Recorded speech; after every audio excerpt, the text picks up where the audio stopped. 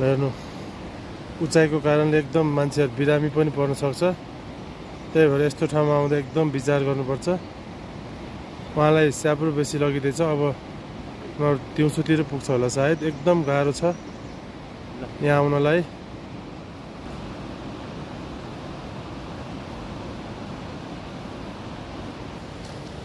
Langtang trek आउनु त्यति सजिलो काम चाहिँ होइन। आफ्नो स्वास्थ्यलाई पनि एकदम ख्याल गरेर आउनुपर्ने हुन्छ यहाँ आउँदाखेरि।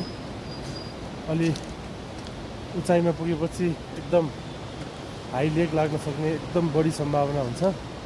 त्यही भएर अलि बिस्तारै बिस्तारै जानुपर्ने अवस्था छ। 4000 भन्दा माथिको उचाइमा जाँदा एकदम विचार गरेर मात्रै जानुपर्ने हुन्छ। यदि कुनै रोग समस्या छ भने चाहिँ माथि नजाँदा नै उपयुक्त हुन्छ होला सायद। हाम्रो यात्रा भनेको चाहिँ म्याक्सिमम 5000 मिटरको उचाइसम्म हुन्छ।